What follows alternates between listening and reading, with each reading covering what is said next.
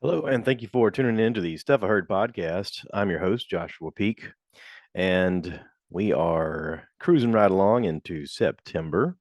This is an interesting month for us because it is my wife's birthday month.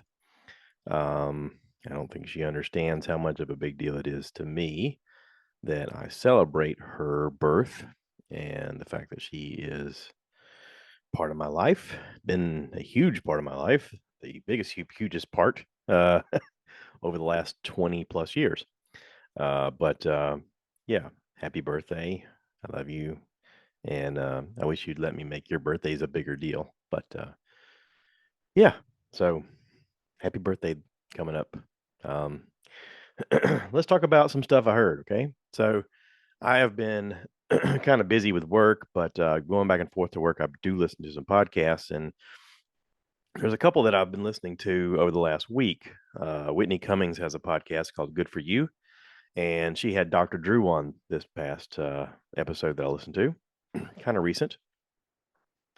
It is interesting because Whitney is going to have a baby, and she's, by her own terms, a little bit later in life having a baby. It wasn't exactly the situation that she had planned, but let's face it, most people's pregnancies and births aren't exactly as planned because God has a sense of humor. So, she had lots of questions for Drew, and they, of course, wanted to talk about um, the big virus that hit the world and what they're learning, what they've learned, what they're seriously questioning. And they skated around saying the words that would get them taken off of social platforms because, as I've found out, that if you even mention uh, having a sickness of this kind, or any kind of medicines that may or may not work, or the powers that be that institute you do things their way and only their way, and everything else is wrong, you will get deplatformed. So, thanks, uh, powers that be. You are making life really complicated for everyone to figure out how to navigate, how to say what they want to say. So that's fun. um, Now, there's a lot that's been going on in the news. Um, we had a hurricane come across our area, and for the most part, we came out okay. But I have someone that I went to high school with whose son was traveling during the part where the storm had crossed over us. By the time it got to us, it was just heavy rain. It was just they call it a tropical depression at that point. But it did cause a tree to fall, and from what I understand, he is in serious condition. So, thoughts and prayers go out um, to her son. I hope he's okay. And the other families that they lost people during that tree falling. It's unfortunate. There's a lot going on that we don't realize. They say that ignorance is bliss, and I agree with that. Because if you're not aware of things, then you go, "Oh no, everything's great. We're great. You're great. I'm great. There's no problems." If you go to the doctor, a lot of people say they don't go to the doctor because that's where sick people are.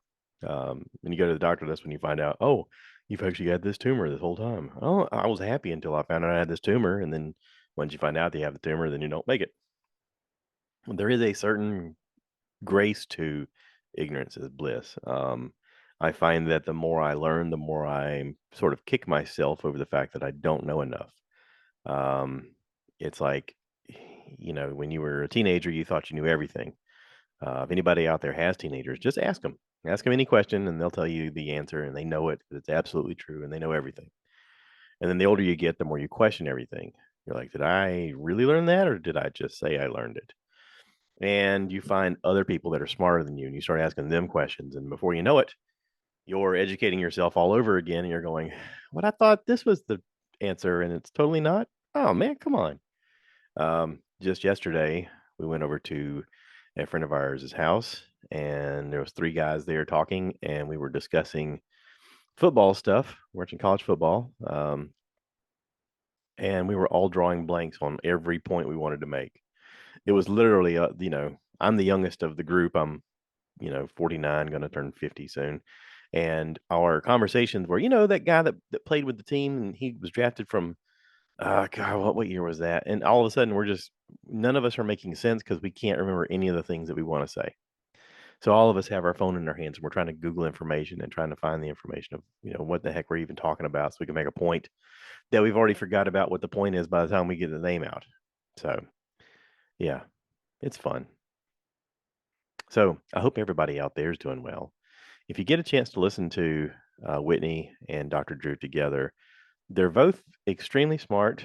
They both ask a lot of really good questions. They both have a good sense of humor. And Dr. Drew is very open. Him and Whitney both are very open and honest about things that they've struggled with and things that they are struggling with. And they live in a rarefied situation where um, they can sort of be as honest as possible openly about everything and yet also still be guarded enough to have a personal life, which is rarefied air. My favorite comedian, Bert Kreischer, skates that line a little too far into revealing too much about his life. Um, Whereas, he's friends with Rogan, and Rogan's really good about guarding his personal life from what you see on the podcast or in public. So, there is that interesting line of how much do I share? How much do I care enough to tell you what's going on? You know, Anthony Oliver's song, they want to know what you think, they want to know what you do. Um, in the Richmond, north of Richmond song, is absolutely true. And weirdly enough, we are volunteering information all the time that we were like, no, no, no, I'm going to tell people about this. I want to show them. I want to listen. This is my ticket to fame. Chris Rock said it right. We're all addicted to attention in some way. We are, and you know, I'm partly at fault. I have a podcast. I have a YouTube channel. I have a social media presence. Why? Why? Why do I care? Why does any of us care? I don't know. I guess mine started from watching WKRP in Cincinnati. I'd watch the guy get on the air and talk to the people on the airwaves and tell people what he was thinking in moments between songs. And he would have little bits of wisdom in between and then spin the record. And I thought, oh, that's pretty cool. You can kind of drop some poetry or some knowledge along the way and just keep rolling. Or the show Northern Exposure. That guy would do that. He had a radio station in Alaska, and he would get on the air and he would talk about his musings of the changing of the weather or things that were going on in their community, about how they need to focus on one another, or take a moment and observe the beauty around them and that sort of thing. And I thought, that's what I want to do. Yeah, yeah, yeah. In high school, I even mirrored on what they call shadow day for career day, going to a radio station and getting to walk around and see everybody and meet everybody. And it wasn't what I thought it would be. A lot of it was just a job. It was just them showing up and, yeah, I press these buttons and this is what I do. And then I go to commercial and I make a little bit of money. And I was like, eh, this isn't what I want to do. This isn't it. This isn't it. I didn't know what I want to do. I still don't know what I want to do. I'm almost 50. I have a job. I'm good at my job. Um, but there's not a single day that goes by I don't contemplate what could I do differently? What could I what challenge could I be excited about learning? What could I contribute to my organization or another organization? I don't know. I don't know. I'm glad I'm good at what I do. I'm glad I'm valued. I'm glad that what I do is a good service to a lot of people. But it there's a lot of days where it's just kind of shuffling your feet and trying to get through the day and trying not to create a lot of noise. Um, yeah. So anyway, the podcast allows me to do the thing that I wanted to do when I was a kid, to do the thing that I thought I could do, to if I find something cool, talk about it. If I wanted to share something with you guys, I could. And listen, I know this is a little podcast. I know that not a lot of people listen. Um, Apparently, it does matter though, because I'm I'm I'm about what is it 1.3 300 or 130, 300. I forget how to do it. 130,000 downloads or something like that I'm doing. So, I mean, somebody's listening. Somebody cares. I appreciate it. Thank you. Um, so let's talk about some other stuff. Let's talk about some stuff I heard. Okay, because that's kind of the name of the podcast and the whole theme of the thing. Um, so I'm wearing the shirt. I'm sure you guys can see it if you're watching on YouTube. The Ahsoka Tano shirt. I've been watching Ahsoka, and episode 4 came out this past week. If you haven't seen it, skip it. Skip what I'm going to say, but I'm going to talk about it. So the episode is called Fallen Jedi, and that references a lot of things. Right off the bat, of course, you have Ahsoka, which is she has the famous episode where she was questioned about whether or not she had an assassination attempt, and the Jedi Council kicked her out of the order, and she had to prove that she wasn't involved. She actually didn't even want to prove she wasn't involved. She just left and was like, you know what? I did everything I could to do the right thing, and you guys are still accusing me. Even Anakin accused her, and he was supposed to be her master and the whole master Padawan experience. And so she left, and in the process, kind of hooked up with Ventress, who was Count Dooku's, um, whatever you want to call it, pupil. And together, they sort of figured out what the real plot was and what the real villain was. And when they brought it back to the council and they proved who had done the thing, they were like, "Oh no, well, we'll welcome me back in now." And she was like, "No, no, this ain't for me." Like she realized that the entire Jedi Order was faulted and they were flawed, and their view of things was being blurred by something else. Even before she knew it, she knew that they were being corrupted from within. And we learned from watching the movies that the Chancellor ended up being the Emperor, and so he was swaying things from within and manipulating Anakin the entire time. And she walks away from Anakin, and so in a way, she is the fallen Jedi. But so is our main bad guy, Baylan. Baylan Skoll. How kind of a cool name is that for a bad guy? Baylan Skoll. It just sounds awesome. So he wanted to be a Jedi, and then the Empire fell, and Order 66 happened, and suddenly all of the clone troopers thought that all of the Jedi were bad guys. And I don't think that he's a Sith. There's a lot of speculation going around about the fact that his lightsaber is orange and not red, that maybe he is just an opportunist. And he says during this, he has a one-on-one fight in this episode with Ahsoka, and he tells her, he says, "Where's the famous line? One must destroy in order to create." Because she asks him, she's like, "Why are you doing this? This is going to cause a war." And he's like, "War's inevitable," and he's not wrong. Um, People, for some reason, thrive to kill each other, thrive to hurt each other, thrive to tear each other down for their own political gain or their own power or their own manipulation of other people. And he's not wrong in the fact that when chaos happens, good things come out of it. You know, we've there's 1,000 examples of how we've done horrific things as a country to other countries, and then you look at all of the cool things that have come from it and all of the horrific things that have come from it. Does one justify the other? No. But weirdly, they have to coexist. I mean, I feel bad saying that, but that's kind of the truth. I mean, without chaos, you don't have order. Without the bad guy, you don't have a good guy. Without suffering, you don't have advancements in medicine and technology. You know, there's a lot of people that speculate that 9/11 was an inside job. And please don't deflatform me for saying the speculation part. But if it's true, this is a big if, but if it's true, maybe they did it because the economy was suffering. Hey, we need a bad guy. We need a war. How do we have a war? I don't know. Let's have a false flag attack ourselves. And then we can point at the bad guy and say, there's the bad guy. Let's go get him. And if you have everybody's support, then suddenly you're making a lot of money.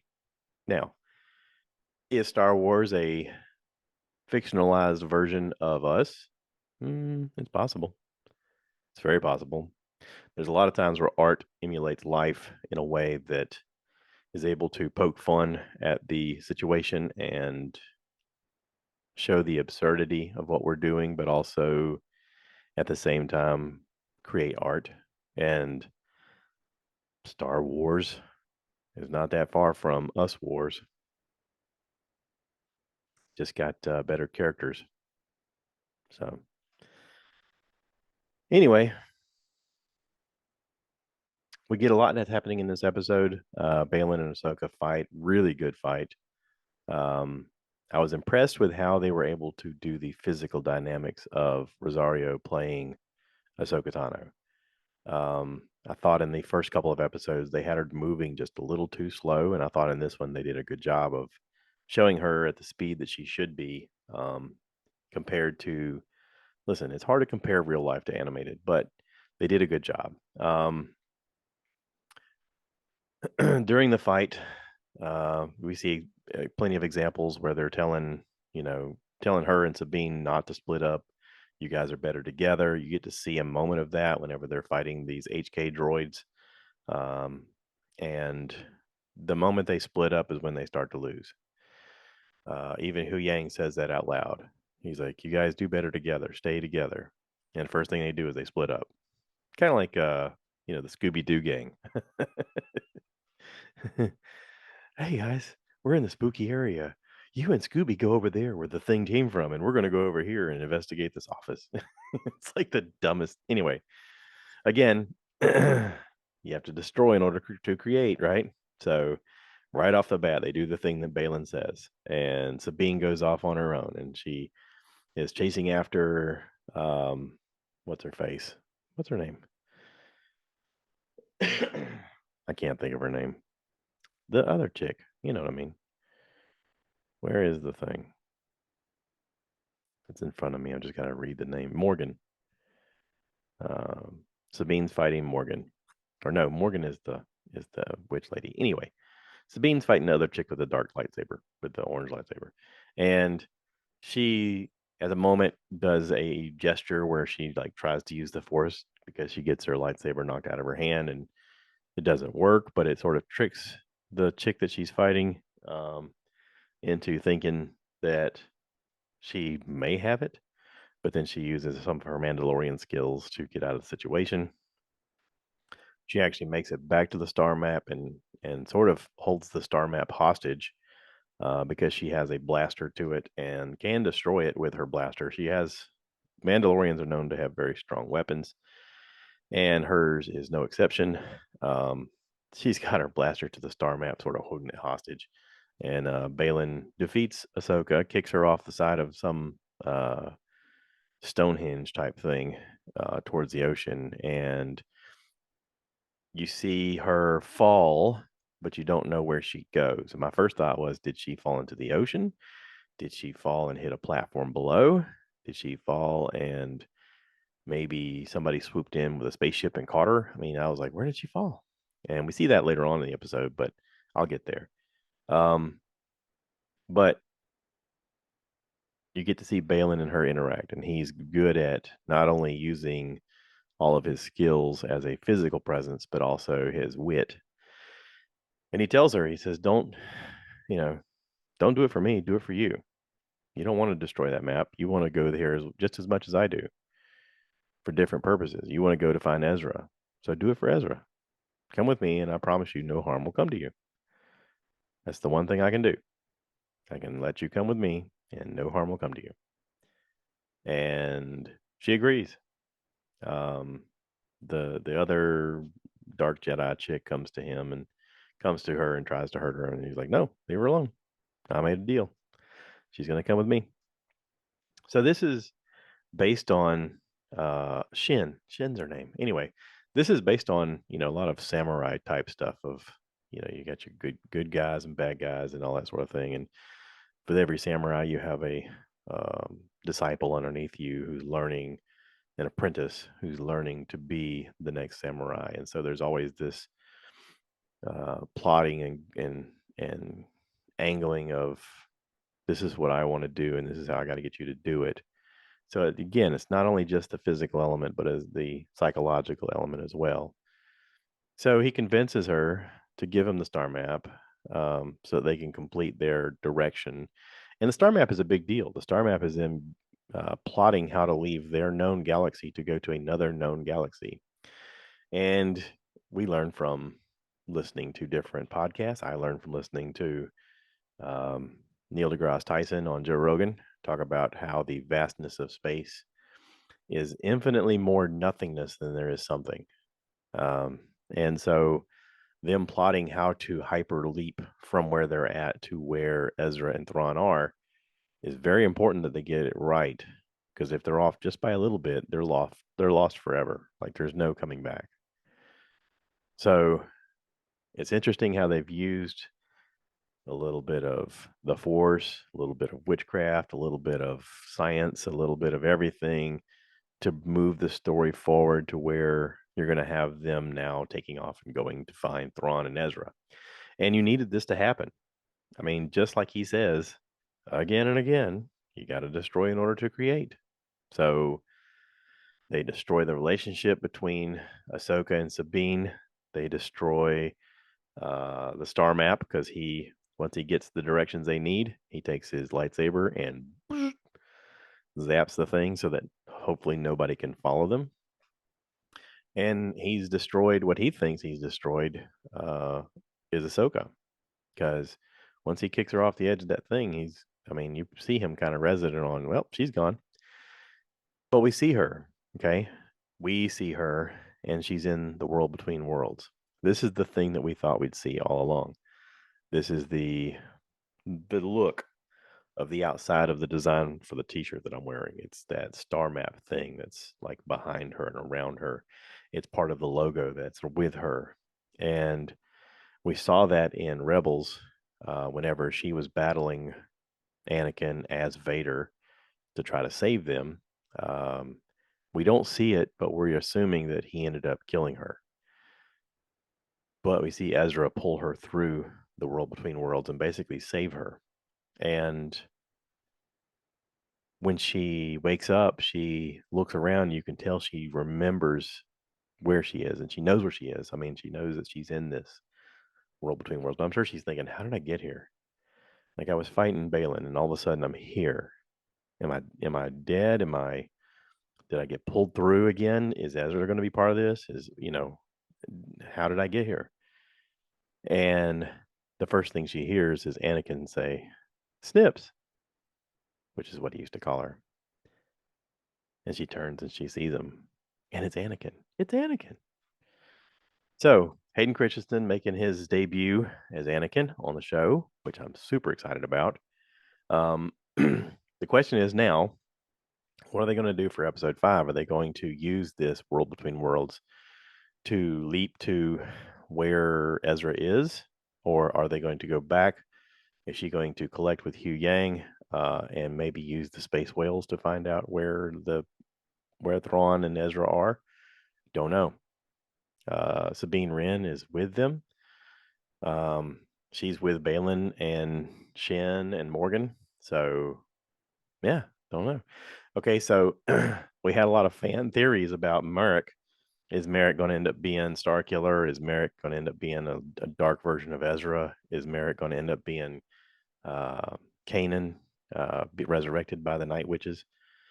Turns out he was just a fallen something because he had a battle with Ahsoka, and she, in one move, basically opened him up, and this green gas came out of him, and that was it. No more Merrick. But I did see some stuff online. If you guys have a chance to check out on YouTube a channel called Emergency Awesome, this guy named Charlie did a breakdown of it, and he mentions that in the Clone Wars, you get to see um, the Night Sisters resurrecting Darth Maul and also doing that with other fallen Jedi, and basically turning them into like servants of them. And it's an interesting version of how the Force can be used by witchcraft, or I mean, let's face it, even the Jedi are using some sort of stuff that we call witchcraft in a way. There's even jokes about different bounty hunters fighting with Jedi's and says, "Not today, wizard," stuff like that. But anyway, I liked it. Good stuff. I can't wait for the next episode. I did get a delivery in, by the way. If you guys are on YouTube, you can see this. It is the Phantom and Ghost Lego set. Uh, the number on it is 75357. It is the Ghost and Phantom 2, 1,394 pieces. It has two ships. It has the Phantom and the Ghost. Pretty excited about that. It's got little characters along the bottom. Chopper, Hera, Jason. Pretty cool stuff. I'm excited about that. I got to set up a place to do those. I kind of want to do them in here, but I don't want to like be in my own way. So anyway, I got to figure that out. There's a lot of stuff I got to do. Anyway, moving forward. I did watch a comedy special that came out this past week on Netflix. It's with Shane Gillis. Uh, if you have a chance to watch it, it's called Beautiful Dogs. It's good stuff. He's got a lot of interesting views on things. What's funny about him is he's part of the Protect Our Parks group that is on Joe Rogan.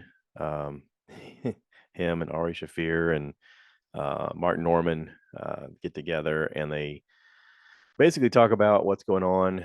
They started doing it during the pandemic and talking about how, New York was basically shut down and they were like, we got to protect our parks, man. We need to be outside and these nature elements. And, if we don't do anything about it, we're going to lose these areas because they're going to just build condos everywhere and then we're going to lose nature altogether. But then it's just become a group of them getting together and having a good time and talking about whatever.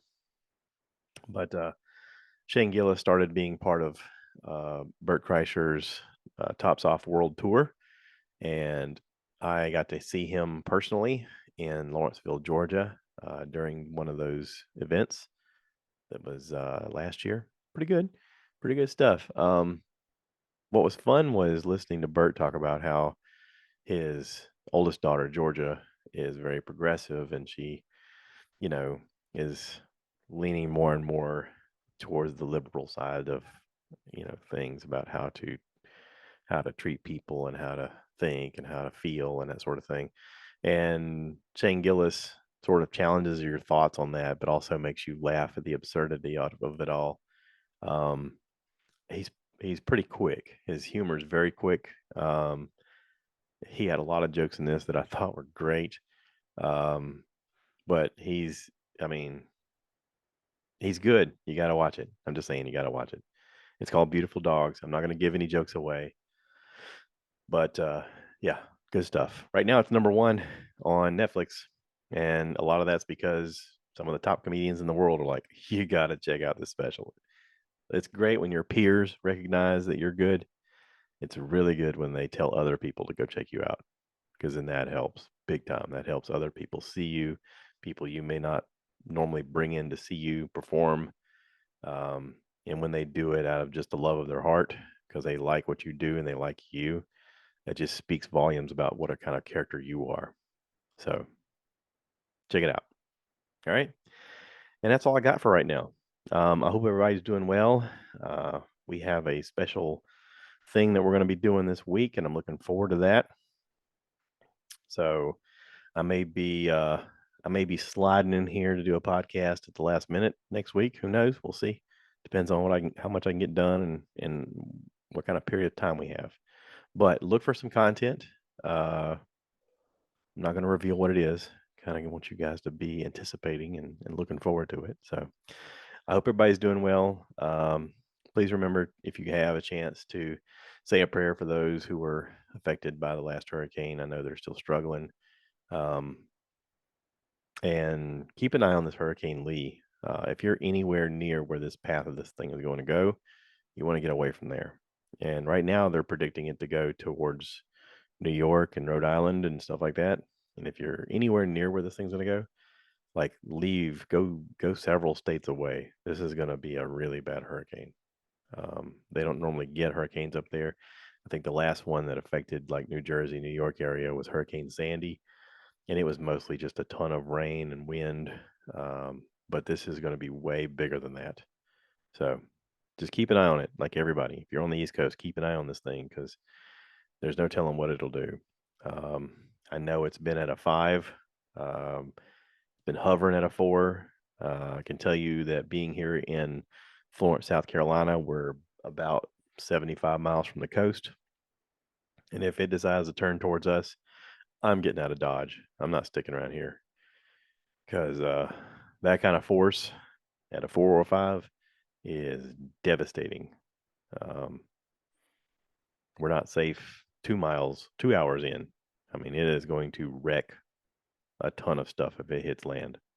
Even if the outer bands just skate along, it's going to tear up a lot of things. So keep an eye on it. Respect the weather. Respect God. Respect what's going to happen here. Look out for one another. Call one another. Be like, are you okay? Do you need a place to go? Hey, you're living pretty close to there. Let's get out of here. I mean, this is where you do the basics. Make sure you have oxygen first and then go help someone else. So, y'all take care. Thanks for listening. If you like this, please give me a thumbs up. Uh, Rate, review, subscribe, share with your friends. And if you want to be on this and talk about some of these things, let me know. And I always end this by saying, cue the cow. Cue the cow. Moo, baby.